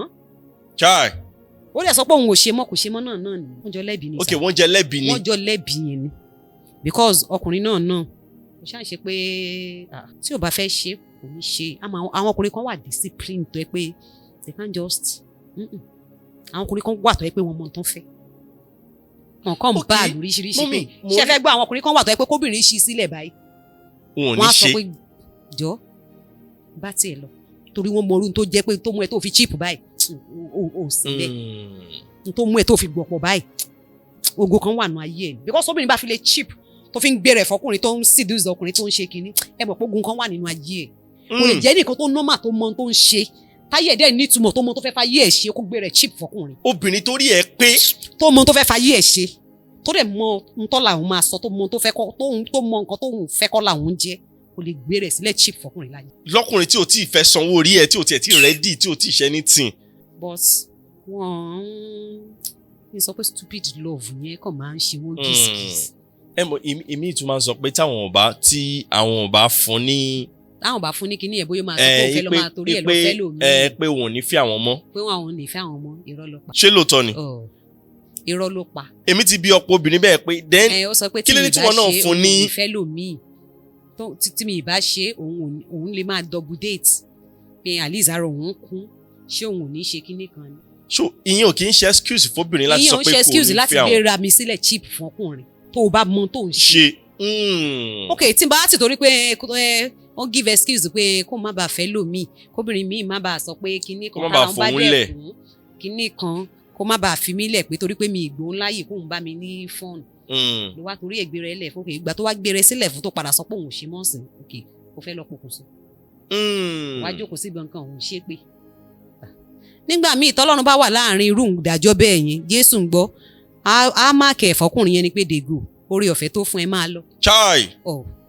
because ṣe rí ọ̀pọ̀lọpọ̀ ẹlòmíì wọ́n kàn ń gbé ṣépè níwájú Ọlọ́run ó mọ̀ pé wọ́n jọ lẹ́bi ikú ẹ̀bi náà. ó mọ̀ wípé wọ́n jọ lẹ́bi ni àti ọkùnrin àtobìnrin. so gbogbo èpè tó orí kó o gbé iṣẹ́ ó possible kọ́ Ọlọ́run kàn jọ máa wò ebi tó bá padà bá yí ẹ dé àti ibi tó náà bá padà bá yí ẹ dé because Ọlọ́run ò ń gbé nínú Ọlọ́run ò ń ṣe Ọlọ́run àbòsí kì í ṣe Ọlọ́run àbòsí ó bá ti jẹ́ pé wọ̀lùwọ̀n náà kí nìyẹn dùn mọ́wọ́ náà gbà yẹn tí wọ́n náà lọ ṣóṣóṣù tó ń lọ everyday every time tó ń dùn mọ́wọ́ náà tí wọ́n náà lọ ń jẹ́. èmi ti béèrè lọ́wọ́ kan lára wọn. tó wá sọ pé ìgbà tó sọ pé kíní kan ó ń dùn mọ́wọ́ náà lórí wọn náà ṣe ń ṣe náà. a ní mo béèrè lọ́wọ́ kan tó ní ẹ̀ẹ̀kan tó yẹ tó ṣe bóun dẹ̀ sí lóyún ó dẹ̀ fi òun lẹ̀ pẹ̀lú gbogbo promise tó ṣe mo ní kí ló dé tí wọ́n náà gbà kó ṣe láì tiẹ̀ tí mọ̀ kankan nínú ẹbí ẹ̀. òun náà ní í ṣe òun náà ti ń gbọ́ pé wọ́n ní kíní yẹn dùn. ẹni ìdẹ́ béèrè fún àjẹkẹ́mi náà jẹ́wọ́ ó dàpọ̀ náà sọ kó máa ń dùn. ẹnu àwọn ọkùnrin dẹ̀ dùn. but àwọn kan wà tó jẹ́ pé lóòótọ́ wọ́n cheat obìnrin lọ́nà tí kò tọ́ tó tí wọ́n ti promise ẹ̀ tí wọ́n ti ṣe everything pa àwọn ìyẹn wà níbẹ̀ lóòótọ́ tó jẹ́ pé àánú la béèrè fún. pé kọ́lọ́run wọnú irú àwọn obìnrin bẹ́ẹ̀ kó ṣe ọ̀nà wọn ní rere kó dùn wọ́n nínú kó tù wọ́n nínú kó fún tó dára compensate wọn kó dẹ̀ jẹ́ kí inú wọn yọ láti dáríjì irú ọkùnrin bẹ́ẹ̀. nǹkan tí mo lè sọ lórí ìyẹn ni because téèyàn bá gbọ́ nǹkan mi tọkùnrin mi ṣe ó burú jáì. bẹ́ẹ̀ ni mà fún obìnrin mi máa fira ẹ lẹ̀ ó máa para ẹ̀ mọ́ fún bí i 30 years tẹ́kọ̀ ti ṣe tán ádẹ̀mí ti ọkùnrin tọkùnrin náà máa sọ fún òun ti ṣe tán. ká dẹ̀ ṣe bí èèyàn gidi Ọlọ́run ká pretend pátá ṣe bí èèyàn gidi wàá dẹ̀ ṣe kíní ìtàn wàá dẹ̀ ṣojú fún. á dẹ̀ sá lọ. mi ò ṣe mọ́ kí ló ṣẹlẹ̀ gangan mo ní mi ṣe mọ́ náà nìyẹn kí ló dé lọ sí court tàbí nǹkan tó bá fẹ́ ṣe mo rú obìnrin yẹn máa wò pé àbí lágbájá kọ́ ni gbogbo heaven and earth to promise ní èjì ẹ̀ kó ṣe wá máa just like that a máa flashback tájọ lọ sí báyìí tájọ ṣe kinní kan báyìí tó sọ kan báyìí irú obìnrin bẹ́ẹ̀ fẹ́ ya wèrè but irú obìnrin bẹ́ẹ̀ ò ní ìdá tí ya wèrè òun ni kó gbára ẹ̀ mú kó wá mọ ohun tó ń ṣe tó bá wá máa choose kó gbàdúrà ẹ̀ pé tóun bá fẹ́ wá choose lọ́tẹ̀ yìí mi gbọ́dọ̀ choose wrong mi gbọ́dọ̀ marry wrong I must marry once and marry right mi gbọ́dọ̀ marry wrong person no Ọlọ́run dé ni ó mọ bó ṣe máa ń san fún mi ẹ rí i pé nígbà míì tọkùnrin míì tó jẹ́ pé tó bá cheat obìnrin pa tó ṣe irú àwọn ìta ń sọ yìí tó ṣe tí ò dáa fún obìnrin at the end of the day tó bá padà máa rí obìnrin yẹn á máa bọ̀ God èmi dẹ̀ ní mi ìbá fẹ́ lágbájá o. ìbá ti mọ̀ kí n má fi ilé o. ìbá dẹ̀ mọ̀ kí n má fi ilé o níbi tọ́lọ́run bá lọ tó obìnrin yẹn sí at the end of the day. tó bá dẹ̀ pé obìnrin náà ló cheat ọkùnrin tó rán ní school tó ṣe lé tó ṣe tọ̀hún tó ṣe gbá tó ṣàwọn fóbìnrin yẹn tóbìnrin yẹn padà sọ pé wo mi ìfẹ́ mi ọkùnrin ṣe máa dúdú bákan báyìí tí máa sọ pé ètò jóná ni máa fẹ́ tó dàbí òwìwí mi ì lè fẹ́ eléyìí o tó kàn dàbí monkey mi ì lè fẹ́ bó gbowó lọ́wọ́ ẹ̀ tó fi sponsor ẹ̀ tó fi lọ school tó fi bọ̀ tó fi serve ó wá sọ pé òun fẹ́ mọ́ ẹ jẹ́ ká máa wò ìgbà tọ́lọ́run bá máa yàn fún ọkùnrin tó sọ pé dàbí ọ̀bọ yìí ó lè jẹ́ pé African queen lọ́lọ́run á yàn fún ibi tọ́lọ́run bá máa lọ tó orú ọkùnrin bẹ́ẹ̀ yẹn sí obìnrin yẹn gan máa ń marvel pé God kí n dẹ̀ tí mo kí n ti fẹ́ bẹ́ẹ̀ lọ́wọ́ ṣe wà ní ìyẹn ní obìnrin tó bá rìn bó ṣe yẹ kó rìn tó dẹ̀ fi bẹ̀rù Ọlọ́run sí. ọ̀pọ̀ ìgbà tí ọkùnrin máa ń ṣe obìnrin tí mi lè dáríjì mi lè ṣe ìjọ dára kí obìnrin máa dáríjì àbí kán dáríjì. lóòótọ́ bó tilẹ̀ wù kí ẹ̀ṣẹ̀ yẹn ṣe lè pọ̀ tó. bó ti wù kí ẹ̀ṣẹ̀ yẹn pọ̀ tó ẹ̀ pé nǹkan máa ń dùn wá jura wa lọ. bẹ́ẹ̀ni. nǹkan tí mo ṣe fẹ́ yìí ń sìn tẹ̀kan wò pé Phebe lè ṣe nǹkan báyìí fún mi mo lè ṣe fẹ́ lòmíì kó tẹ̀kẹ̀ ọkọ̀ orí ní rí pé mi ní forgive bó ṣe rí nìyẹn nǹkan máa ń dùn wá jura wa lọ. ṣùgbọ́n mi bá kàn sọ wípé kí n bẹ̀ wá dẹ̀ nírú àwọn ẹni bẹ́ẹ̀ yẹn kẹ́ ẹ bẹ̀ wọ́n tẹ bá ṣì nínú contact wọn tẹ ṣì lè bá wọn sọ̀rọ̀ because Ọlọ́run á máa jí gbogbo wa ntọ́lọ́run bá fẹ́ fi wá rọ̀ òun máa fi wá rọ̀ ọgbọ́n wa ò dá nǹkan kan báyìí ni mo ṣe plan ẹ̀ báyìí ni mo ṣe fẹ́ rìn nígbà míì ó need backup Ọlọ́run kó tó lè rí bẹ́ẹ̀ ṣùgbọ́n tó bá ti wá rí bẹ́ẹ̀ tó jẹ́ pọ́kùnrin kan cheat wọ́n ó dẹ̀ dùn wá dé pínpín ọkàn ó dùn wá dénú agbárí ìdájọ́ ò sí lọ́wọ́ wa tí n bá kú mi ní forgive ẹ̀ṣẹ̀ àfi tí kinní kan bá ṣe àníṣe mi ní forgive ẹ̀ṣẹ̀ ẹ jẹ́ ká ní ọkàn pé ká gbé kúrò because ṣe rí I forgive gan ó lè máa dínà rí I forgive gan ó lè mú ká yẹ ẹni ẹ ṣì wà stagnant ó ní mo bímọ méjì fún ó lè máa yẹ ìwà lójú kan ẹ wo ohun tó ṣe fún mi ẹ wo every morning ló ń gbé ṣépè ó fẹ́ sùn ó fòmijé gbé ṣépè torí pòǹgò ọ̀rọ̀ náà lọ yẹn ìfàyàkàyà tó ti dà yín pọ̀ gan ó sì lè máa blọọkì ìwọ náà ṣùgbọ́n fi sílẹ̀ fọwọ́ Ọlọ́run ṣó rí bó ṣe rí tìrẹ nídàjọ́ Olúwa ó fi sílẹ̀ nítorí Ọlọ́run mọ bó ṣe máa ń padà ń tò tá ṣe dáadáa fún ẹni bẹ́ẹ̀ ṣé bó cheat ẹni ó ṣe tí ò dáa fún ẹni bọ́ kó máa sọ pé ó fẹ́ mú ìdájọ́ lọ́wọ́ ara ẹ̀ ojoojúmọ́ ni máa máa gbé ṣépè ojoojúmọ́ ni máa máa kọ́zẹ̀ ojoojúmọ́ ni máa máa ṣe kinní kan ó ní ìdájọ́ lọ́wọ́ ó kàn ń tọ̀ mẹ́ta rẹ̀. God bless you ma. nínú ara ẹ̀ ń fi ara ní ara ẹ̀ because every time bó ṣe rántí àìsàn ń ṣe ẹ́ nǹkan ń ṣe ẹ́ nínú àgọ́ ara àwọn ọmọ tó kó lọ́wọ́ tó ní pé máa yẹn gan ló bí fún bóyá tí ò gbọ́mọ lọ́wọ́ ẹ̀ gan nǹkan tó máa ṣe yín bọ̀ ìwọ fílẹ̀ jẹ́ kọ́ lọ́rùn ṣe é àyàn dáradára fún ẹ á ṣèdájọ́ ẹ. àyàn dáradára fún ọ á ṣèdájọ́ ẹ. bó ṣe jẹ́ nù so a lè ṣèdájọ́ lọ́wọ́ ara wa ọjọ́ tá a ti ń ṣépè tá a ti ń ṣe mi ní forgive mi ni ó wá ti di mélòó tá a rí tọ́lọ́run wá fà kalẹ̀ pé wo ọjọ́ tí lágbájá gbé ṣe kinní kan ṣépè ìdájọ́ ẹ̀ ni. ó sì kí ló wá sọ fún yín pé ẹni tó ń kọ rọ́ǹgì fún yẹn kí ló sọ fún ẹ pé ọlọ́run kò mọ ibi tó ti mójú bọ ọlọ́run gbà mí tọ́ ọlọ́run ti ń kọ máàkì fún. because máa ń sọ nǹkan yín pé not only pé mo spiri kókó lọ́lọ́run fẹ́ fi máàkì mi. not only pé not wí pé torí pé mò ń wọ ṣòkòtò lọ́lọ́run máa fi rọ́ǹgì mi. not torí pé bóyá mo lọ pàtí kan mo ṣe kinní kan lọ́lọ́run máa fi sọ pé mi òun ò tẹ́wọ́ gbà mí. àwọn kọ́kọ́ wà tó yẹ pé níwájú ọlọ́run téèyàn bá ṣe ọlọ́run máa fi nǹkan tó dára sílẹ̀ fún yín ẹni tó lóun gbé ṣe gbé yìí ó lè ní ibi tó ti ń ṣe ohun tó dára níwájú ọlọ́run. ó ṣe mí ó ṣẹ́yìn mẹ́ta fún mi ẹ kò dẹ̀ padà fẹ́ mi mọ́ kò padà fẹ́ mọ́ ṣùgbọ́n mo ibi tó ti ń ṣe ohun tó dára níwájú ọlọ́run tọ́lọ́run dẹ̀ kìí fi nǹkan sílẹ̀ fún ṣe pẹ̀lú ẹni bẹ́ẹ̀ lè máa bọ ẹni tí ò ní. ó lè máa bọ́ aláìní bàbá ó lè máa tu opó nínú ó lè máa ṣàánú ọmọ òrukàn bẹ́ẹ̀ ni mo sọ fún yín. ẹ wà àwọn míì tó máa ń sọ pé wọ́n máa ń mọtí ni ẹ rí i pé wọ́n máa ń fìfẹ́ nínú. yes. ọlọ́tí á dé tébù ẹ fún pàdé mi. àjàjà àwọn tó máa ń fagbó. pàdé mi ní ẹ fún èèyàn mẹ́rin lè fa igbó ẹyọ kan. yàgbà ṣóyè yín but ẹ jẹ́ àwa wo gbogbo ẹnu mo fẹ́ fi sọ ilé yìí o I'm not saying I'm a Christian. Christendom ntọ́lọ́run pè wá sí kọ́ ni púpọ̀ wá ń ṣe mọ́ púpọ̀ wá even the so-called pastors ìwé orin wa kan sọ pé ká má tù ní nínú ká má rẹ̀ nílẹ̀kùn ká má bọ́ aláìní bàbá bí wá Kristi lórí ṣé wọ́n tún yàn nínú jẹ́ kí epo tó ń já ilé onílé lẹ́yìn òfin bó tiẹ̀ ṣé kò yẹ kó ń pẹ́ lómi stylishly lẹ́kún òfin jayé. ẹ má jẹ́ kí n má lọ cast because nígbà míì àwọn ọ̀rọ̀ kan wà tó yẹ pé kí n ṣàwòrán sọ under the curtain. àwọn èèyàn ń ṣe nǹkan tí ò dáa.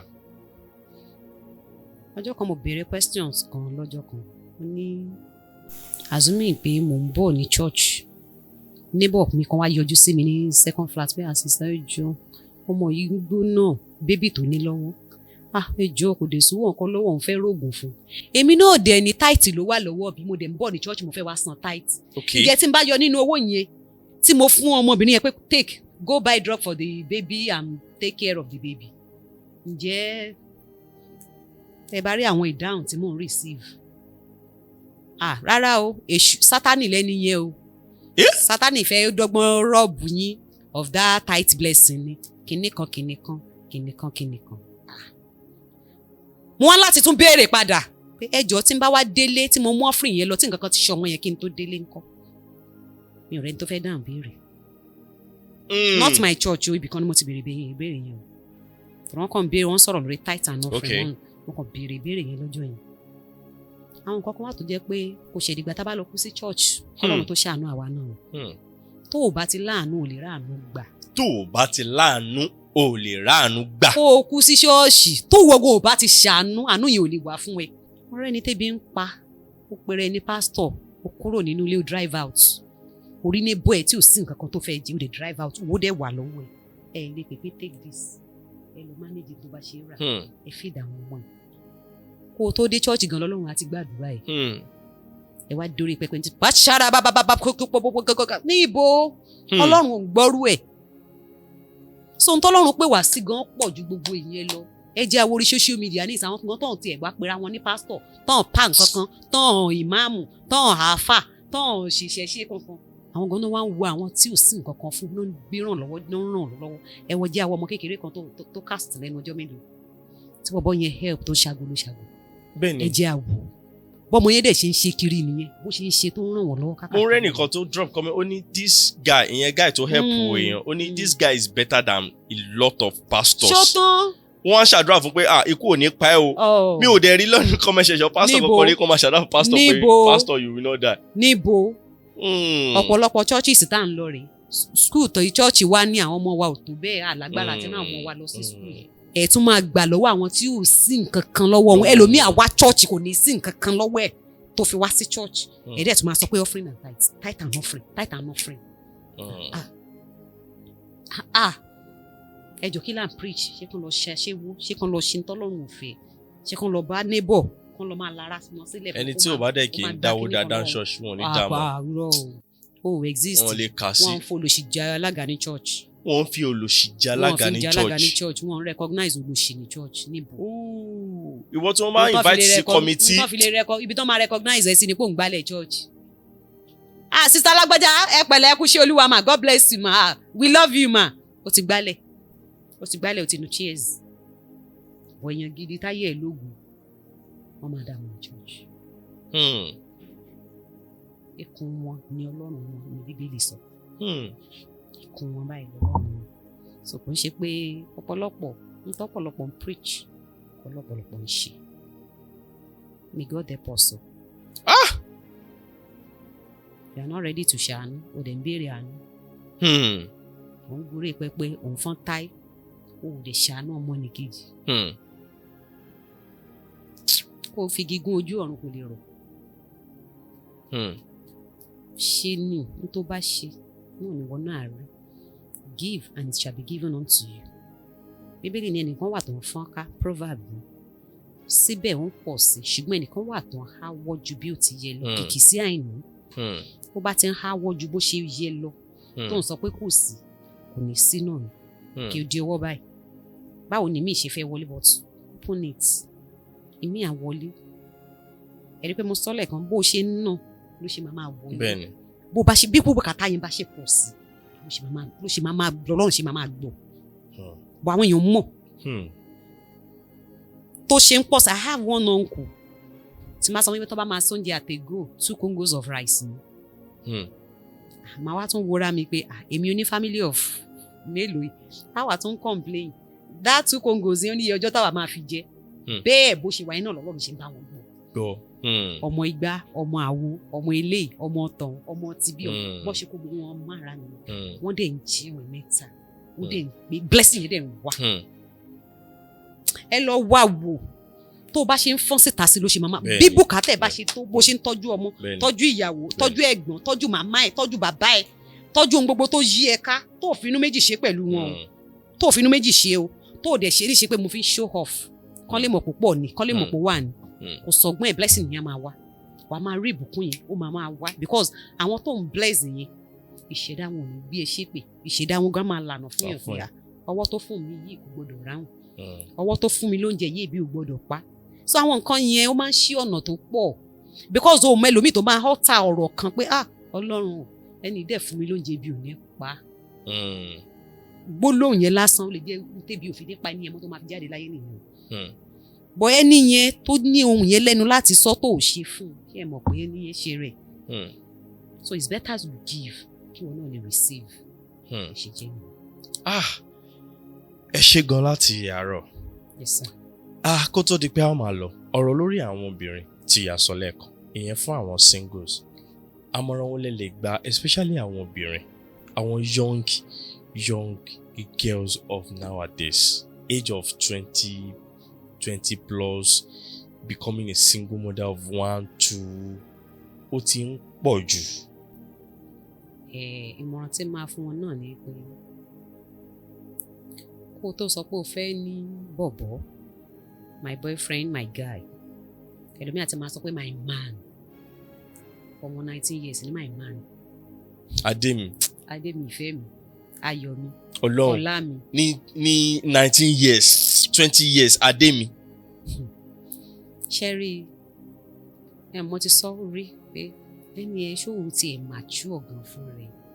Mọ́mì ẹ ṣe mọ́. àwọn kíní wọn ò mature, àwọn gan orí wọn ò tí ì pé bọ́ ibi tó rí wọn lọ ṣí sí ni adùn kíní yẹn. Then I'm a big girl, èmi náà ti di big girl. Most of them never think of business. Báwọn gan ṣe lè jẹ́ èèyàn. Mo ti sọ fún obìnrin kan rí tó ń fẹjọ́ sùn mí báyìí. Mo ní leave boyfriend. For now, you choose your career. Yes. Career yẹn gangan ló yẹ kó kọ́kọ́ mú níṣẹ́ pé yes, this is what I want to do. O bá pé 36 ó sì lè rí ọkọ. Ọkùnrin tó gbádùn ni wàá rí tí career bá tó o bá mọ tó o ṣe tó o táyé ẹ nítumọ̀. Not one riffraff. Yes ma. Not one guy wey go. Best time láti rí ọkọ gidi ni kí ìwọ gan as obìnrin kó ti máa drive as a single girl. Kó ti ní good business. I swear wàá rọ́kọ gidi. Ọkùnrin tó gbádùn ló máa fẹ́ but irọ́ ni. Copy I'm a big girl. You know, big girl. Phone. Ó tiẹ̀ fi iPhone yẹn ṣe wọ́n ni. iPhone ni. Ọmọ 19 years tó ń lo iPhone. Wọ́n á máa tẹ phone, wọ́n á máa cross gan báyìí, wọ́n á ti gbàgbéra pé àwọn ti dé títì. Esma ṣe kí n sọ ọkọ fún yín. Most àwọn girls tó ń comment, I'm sorry to say this, Esma, most àwọn girls tó ń fall into this thing, most of them come from the poverty background. Imagine. Wọ́n ní bí ṣe ìbálà kíní kan nú ẹ̀ gbọ́dọ̀ là. Mo ń ṣàlàyé nǹkan. Tó bá wá láti family tí ò jẹ́ nǹkan kan, ìwọ dẹ̀ gbìyànjú láti break record yẹn pé ẹ gbọ́. Tí ìyà bá ń jẹ wọ́n nínú ìran tí mo ti wá, ayé mi gbọ́dọ̀ lógo, ayé mi gbọ́dọ̀ nítumọ̀. Mo ń bọ̀rẹ̀ mi kan sọ̀rọ̀ lọ́jọ́ kan, mo ní ìyà tó wà nínú ó gba oyún. Àwọn oyún kan èmi kọ́ ni mo ní. Àwọn ọmọ wà embarrassing gidi. Àwọn ọmọ olówó kan wà tó jẹ́ pé tó bá ṣe mistake fún lóyún gan, ìwọ ọkùnrin wàá máa lọ bẹ̀bẹ̀ ńlé wọn pé ẹjọ́ ẹ jẹ́ n fẹ́ ẹjọ́. Ẹni jẹ́ Ádámù ẹ ṣàánú mi. Ẹjọ́ ẹ jẹ́ n fẹ́. Tóró èmi mo ní. Tí rẹ ni tí ìṣó nǹkan lóyún tó máa sọ pé òun ló lóyún. Tóró mọ̀ pé ilé ọlá lọmọ yẹn ti wá, ọmọ yẹn gan ó carry on now. Ẹ lè ever rírú gẹ́ yẹn kó bọ́ sórí social media. Pé ọ cheat ni bọ́ táyé ò nítumọ̀, táyé ò ṣe kinní náà lè rí ṣe bẹ́ẹ̀ ni. Obìnrin táyé ò nítumọ̀. Ọkùnrin máa mọ nǹkan tó ń fẹ́. Mo ti sọ lẹ́ẹ̀kan ọkùnrin mọ tó fẹ́ rà sínú ilé. Màá fọmọ kan lóyún, ọmọ tó ń gun Benz àbí tó ní business tiẹ̀ tẹ́ pé dáàdì ẹ̀ gan ta mọ́tò àbí wọ́n ṣe. A sọ pé mi ò lè treat anyhow. N tí mò ń sọ lẹ́ẹ̀kan ni ọkùnrin mọ tán fẹ́. Wọ́n dẹ̀ ń rí nǹkan tó ń ṣe kan tó sọ pé àwọn ò ṣe mọ́. Ṣé ìwọ obìnrin tó ò ní láti lẹ̀ tó wá from poverty, focus on your life first. Ọmọ yìí oní nylon. Ọmọ ìyá láta. Ọmọ yìí oní fùfù. Ọmọ yìí eléwé. Fine àwọn ìyá yìí. Uncle wa kan tó máa ń ṣàwàdà pé ọmọ yìí ọlọ́yọ́. Ẹjọ́ tí that brother tí ò bá mọ ohun tó ń ṣe. Àbí o. It's now his pride. Ṣé mo wà proud lórí. Màmí kí ló ṣẹlẹ̀? Màmí ní nǹkan báyìí. Torí pé mo tán fẹ́ fàyè wọn ṣe wọ́n dẹ̀ jẹ́ èèyàn. Òun náà sì lè ṣe ìsọdì sí. But ìwọ nísìnyí tó yẹ pé big girl dìdìrín ló gbogbo iPhone wèrè lọ́wọ́. Ṣé wọ́n gan lè bọ́ síta kó sọ pé ọmọ ìyá eléwé ni mí? Ó ń lo iPhone. Ṣé wọ́n gan lè sọ ń tà ń sìn gan pé yes màmí o epo ni màmí ń ta? Esma ọmọ mi ń lo iPhone. Òun àti ìyá àti bàbá ẹ̀ wọ́n dẹ̀ ṣe ń gbé face me and face you, wọ́n sì jẹ́ wọlé. Ìyẹn sì dáa. Ọmọ mi ò ń lo iPhone. Ìyá ẹ̀ jẹ gbèsè àti bàbá ẹ̀ nínú ilé, wọ́n fi wọ́n ṣẹ̀sìn wọlé. Ìyá sick, nǹkan wà lára bàbá náà tó yẹ kó ta fún yẹn kó tiẹ̀ ṣe fi treat wọn. So mo pray pé kọ́lọ́run ṣáà máa ṣàánú wọn, bóyá irú àwọn these messages tó bá lè reach, tó bá ń rí, tó bá ń gbọ́, a lè máa ṣí wọn ní èpè ìwọ gan gbìyànjú kó jẹ́ nǹkan. As a young lady, nǹkan má bàa ṣe é láti lẹ̀. Ìwọ gan lè jẹ́ èèyàn, try kó jẹ́ èèyàn fúnra ẹ̀. Kó mọ tó fẹ́ fayé ẹ ṣe, kó má copy anybody. Mary now, she's a big girl. Tó bá rí iPhone ló ń sìn. Má copy Mary. Jẹ́ kí Mary ṣe ti tiẹ̀. Live your life. Esma. Má copy ayé aláyé, jẹ́ ká láyé ṣayé. Láyé èdè òun ló mọ bó ṣe fẹ́ live ayé. You have your life to live your life. You don't copy anybody. Òun ló mọ tó fẹ́ fayé ẹ̀ ṣe bó ṣe ń ṣe. Òun náà ti ń lo fóònù mi. Mo gba olè mi máa ra iPhone báyìí. This button phone. Ìwọ náà yà máa jọta mi o. Ǹjẹ́ olè mi náà wá fẹ́. Tó ń bá wọn nìyẹn náà ṣe ló ń bọ́ sọ́wọ́. Má worry, I'll buy you phone to make sense. Kí ló fẹ́? XR ni. Mọ́mì, ẹ jẹ́ kí n sọ kankan. Tẹ́ bá mọ iye àwọn obìnrin young lady of 20 plus tó ń ṣe wúkọp. Àwọn yẹn náà wà ń bẹ. Sorry to say this, mo jam kan ní mo kàn rí group yẹn náà ní Telegram. Tẹ́ bá rí obìnrin young girls ṣé ó kọ̀pù jẹ́ business ni. àwọn lówó ń bẹ̀ ọ́ náà fẹ́ ra iPhone at least tán bá. Is that the only way to make it in life? ẹ pé iṣẹ́ rí dá social media ó tún wá tó bó ojú wọn sí àwọn nǹkan tó jẹ́ pé ó lágbára gan-an that social media ó tún jẹ́ kí nǹkan tún bó ṣe ní advantages ní disadvantages ẹ̀ tún mad. àwọn obìnrin mi wà lórí social media yẹn tẹ́ pé wọ́n ń ta ọjà tó dẹ̀ ń polówó ẹ̀ tó wọ́n dẹ̀ ń ta ọjà wọ́n send ọjà káàkiri wọ́n focus lórí nǹkan tó ń ṣe. wọ́n á máa now irú àwọn tẹ́yìn sọ yín sìn life wọn ò ju this phone àkọ́kọ́ priority kò sí ní tẹ́ fẹ́ sọ láyé wọn fún yẹn ni àkọ́kọ́ now that hook up wọ́n tún gbé sórí social media láwọn kan tó jẹ́ pé wọn ò lójú tì wọ́n tún gbé sórí social media kí ló ń ṣẹlẹ̀ olóṣèlú àwa o kíní kan làwa o kíní kan làwa o ó ṣe máa gbé mi tó máa san pé 100,000 ló fẹ́ fún mi àbúfẹ́ ṣe kíní kan dànù àbúfẹ́ ṣe kíní kan dànù ilé tí mi kọ́ ní pẹ̀lú iṣẹ́ olóṣèlú mi tí mi ń ṣe o. ẹ nà ó àwọn tó ń gbọ́ mí sì wọ́n ti mú téèyàn kọ́ ilé tó sọ pé kí ni àwa ń ṣe olóṣèlú à ń ṣe olóṣèlú ilé ta fún iṣẹ́ tó dẹ̀ fún iṣẹ́ olóṣù ẹ̀kọ́ lóòótọ́ ẹni tó ń ṣiṣẹ́ bí ẹni máa kú banker even the manager bank manager wọn ò bí dáa kó kọ́ tó lóun kọ́ ṣùgbọ́n ṣó lè jójú lásán ṣé wọ́n jẹ́ fi yẹn kọ́rí ṣé ìyẹn ṣe é kọ́pì ṣé ìyẹn ṣe é kọ́pì àwọn tó ń kọ́pì àwọn nǹkan tó yẹ pé wọn ò ní lè jókòó kan rò pé tí n bá kọ́pì ẹ̀ ní at the end of the day ṣó máa pay mi ni àbò máa kó bá mi wọn ní ròyìn ṣùgbọ́n ẹ mọ̀ bí ẹyí àgùntàn bí gbàtàgùntàn bá ń dà lọ àwọn náà máa tẹ̀lé ṣèpàdé àgùntàn máa ń tẹ̀léra wọn tọkàn máa ṣe gbọ̀sọ̀gbọ̀sọ̀ tí kan bá ti lè dídì báyìí ibi tó ń lọ yẹn náà ni gbogbo wọn máa focus ni gbogbo wọn máa dà lọ bọ́rọ̀ ọ̀pọ̀lọpọ̀ ọmọge yìí bó ṣe rí ìsinmi wọn lè jókòó kan sọ ọpọlọ wọn kalẹ̀ àǹbá ṣe ń sọ yìí àwọn ladies kan wà tó jẹ́ pé they are very young very smart very sharp very intelligent very wise tó yẹ pé kó tó sọ kíní kan báyìí ọ̀rọ̀ ti yé wọn kó tó ṣe kíní kan báyìí wọ́n mú ọdún 2k olórí burúkú wọn. àní mo rí kan tó sọ pé ọmọ mi ò lè jẹun láì tọrọ lọ́wọ́ ọkùnrin. ṣe fẹ́ gbọ́ very young girl tá a máa jẹ́ kó yẹ pé mo kọjá ẹni tọkùnrin máa 50k gbá pátá nìdí mo kọjá ẹni tọkùnrin máa 100,000 gbá pátá nìdí kì í ṣayé ilé ìmọ̀ torí pé mo tó ṣe mo tó fàyè ẹ̀jẹ̀ rẹ̀ ó mọ tó ṣe mo tó fàyè ẹ̀jẹ̀ rẹ̀. obìnrin ṣe business normal business tó dẹ̀ make sense. wọn lè kọ́ṣẹ́. wọn tún lè kọ́ṣẹ́. èèyàn ọmọ mélòó lẹ́rìí ibi iṣẹ́ wọ́n bá bí kélé ìbú ọ̀gá lé ní oríṣiríṣi. èyí tó bá ti kọ́ṣẹ́ gan-an next 1 month tó ti sá lọ padà. tó bá bẹ̀rẹ̀ oṣù mẹ́ta. ń pọ̀. lẹ́yìn torí pé wọ́n tẹ̀wọ́ sí wọn yẹn kò tiẹ̀ jẹ́ kó rí wọn. meanwhile owó títẹ̀ yẹn ti reduce nsìn o.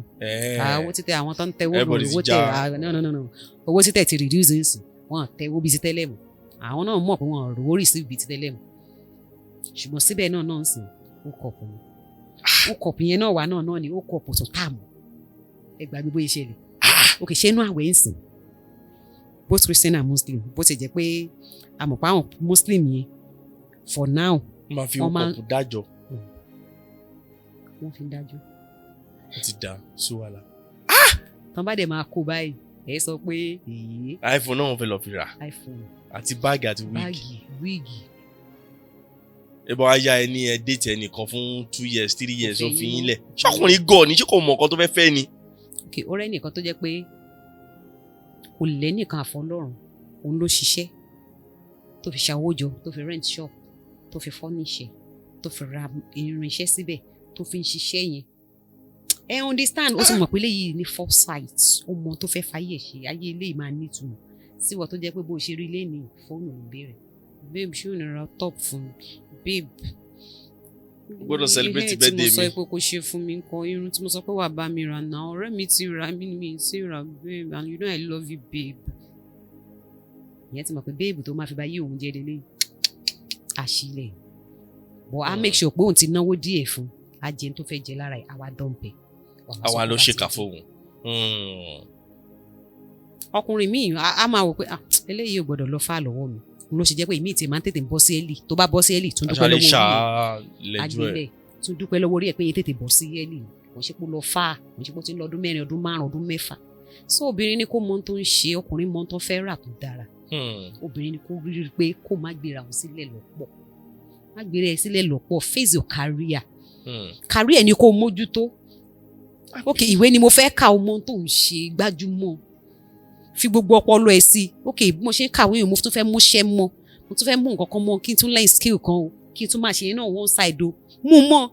ṣé de mọ̀ pé èèyàn kan ti sọ kí ni ó ní poverty ò ní excuse tó bá ní pé ò ní bàbá ò ní ìyá tó lè sponsor ẹ you can àti ráwọn tí ò ní ìyá tí ò ní bàbá láyé gan tó ń jẹyàn tí wọ́n dẹ̀ ń gbìyànjú tó jóbìnrin gan. tó yẹ pé ńgbà tó bá máa sọ story wọn báyìí tún máa wò wọn pé. bọ́ọ̀lẹ́ ti fọ́ orí àwọn ọmọ mi ọ̀lẹ́. mo máa ń sọ kò ń ṣe pé torí pé mo wà lórí kíní o mi ì mọ iṣẹ́ ọ̀hún tẹ́ máa ní kí n ṣe láti ilẹ̀ mi iṣẹ́ ọ̀hún tó bá yẹ pé bóyá ẹni pé kí n gbé nǹkan ọ̀hún tí mo rí pé mo lift ẹ̀ agbára mi gbé mo lift ẹ̀ má ṣe o bọ̀ tí n bá gbé tí mo rí pé agbára mi ò gbé mo wá lè fi sí i òpẹ́ ní kí n gbé a bag of rice tí mo lift ẹ̀ tí mo rí pé mo lè gbé o tí màá dẹ̀ pawó mi sápò mi ì mọ iṣẹ́ ọ̀hún tó fẹ́ ní kí n ṣe tó máa mú wá fún mi tó wà legal tí mi ì ní ṣe illegal iṣẹ́ ni mi ì lè ṣe iṣẹ́ tó jẹ́ pé wọ́n gbọ́dọ̀ bá yàn ń bẹ̀ pé ok ó lọ jalè ó lọ ṣe. tí màá padà máa sọ pé ó ṣe mí bá kọ owó. bọ̀ pé mo wá ṣe iṣẹ́ yẹn tó máa yọ owó fún mi tí ó máa mú owó wá bro Stephen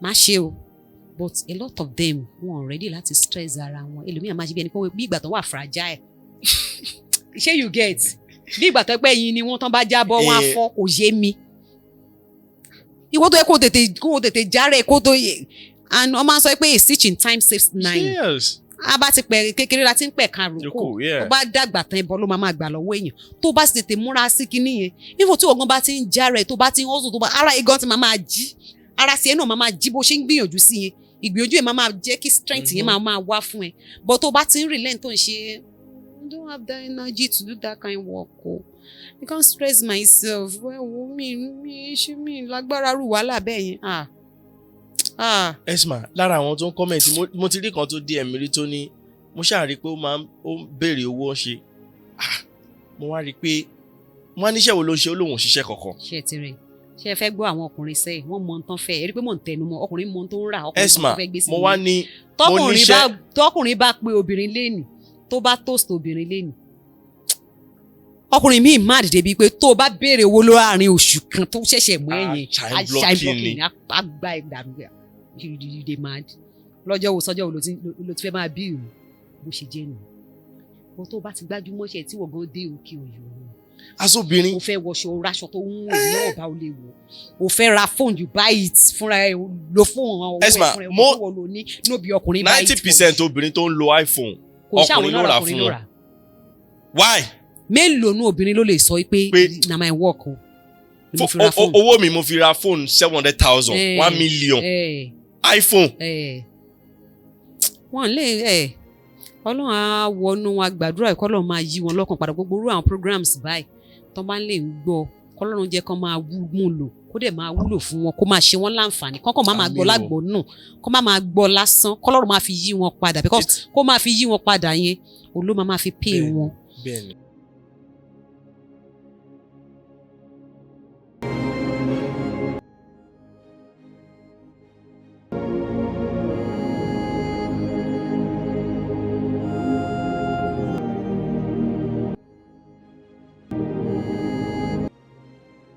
padà yẹn olú máa fi pay wọn. bẹ́ẹ̀ni.